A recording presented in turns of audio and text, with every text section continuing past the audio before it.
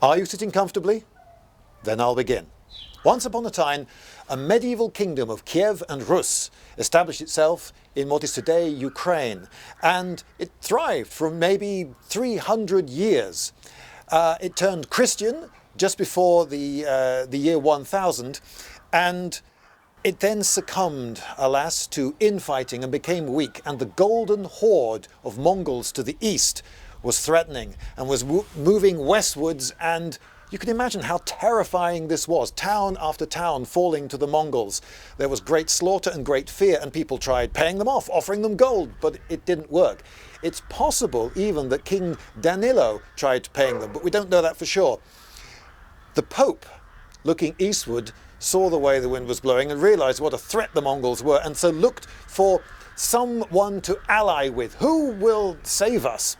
And the last two remaining regions of the Kievan Rus kingdom, those of Volyn and Galicia, they united, and they united under a king, Danilo, which is the Ukrainian equivalent, I believe, of the name Daniel. So under King Danilo, they united and were blessed by the Pope, which is pretty extraordinary because Danilo was an Orthodox Christian, but the Pope knew what danger Christendom was under. And so, yes, he blessed this last king, who then passed his kingdom on to his son Leo, after whom Lviv is named, because Lviv means, just like Leo, lion.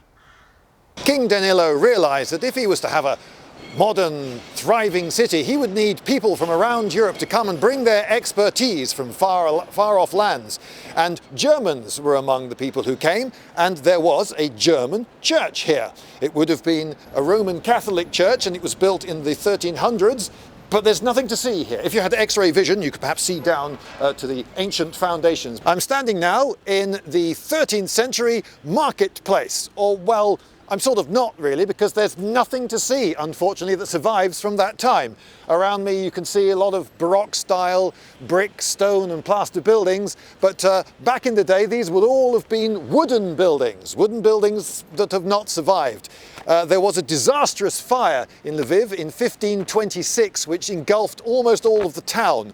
So I'm afraid there's nothing to see here of that medieval marketplace, but I can tell you one interesting thing about that medieval marketplace that made it very significant and led to Lviv becoming a thriving mercantile centre. And that is that Lviv is between two rivers, both of them navigable, and one of them leads all the way north to the Baltic, and the other one goes all the way to the Black Sea.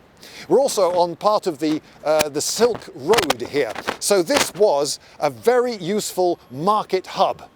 Now today the modern centre of Lviv is marked by wide boulevards. It's like the grand modern city, but this is part of the old town, marked by these little winding streets, many of which have names like Fish Market and the like. And this is one way to show in any European city where the old centre was. Look at a map of almost any big European city and you'll see some part of it where there are little winding streets. That'll be the old medieval bit. Behind me you see a nice old church. This is the Church of St. John the Baptist. But don't be fooled by those Romanesque arches. This is actually neo-Romanesque architecture. It's pretending to be much older than it really is. But it is on the site of a much older medieval church. And it was a Roman Catholic church, and we're just off the main market square.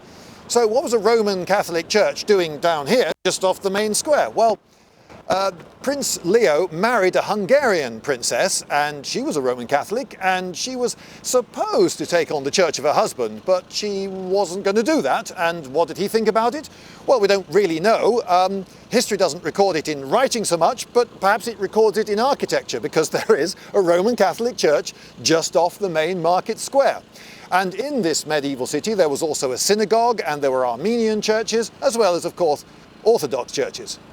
I'm standing here in what would have been the lower town of the medieval city, and up those steps there towards that lump you can see in the distance, that would have been the citadel, where the rulers were in a fortified upper part of the town.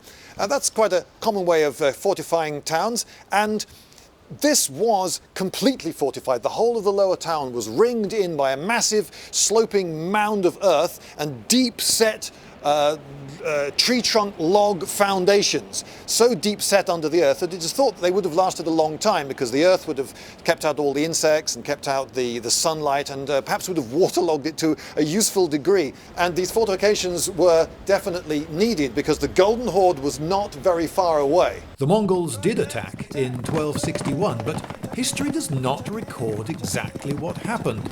Possibly the castle was destroyed, possibly the whole city. Yes, we really know that little.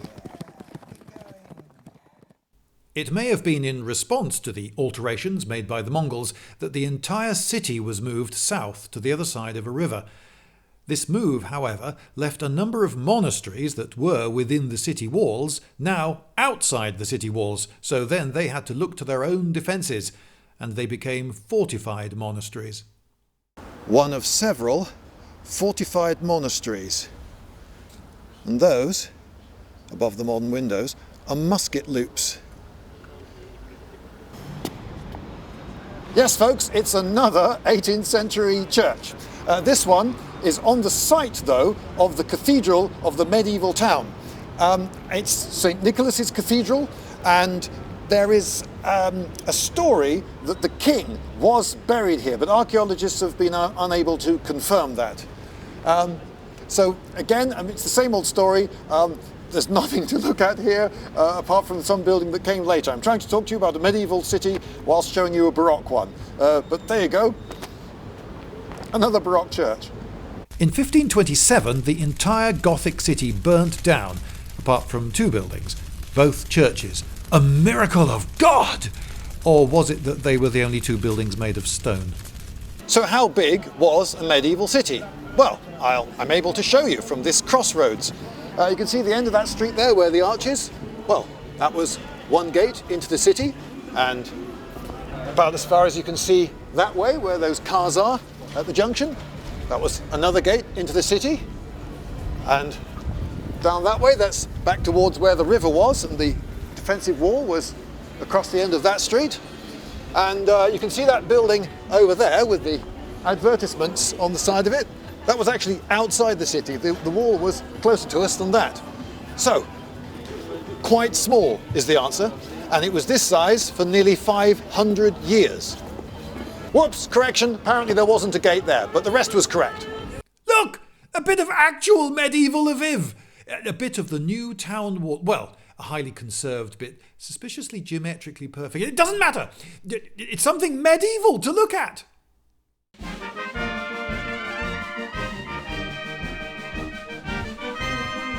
Lindybeige!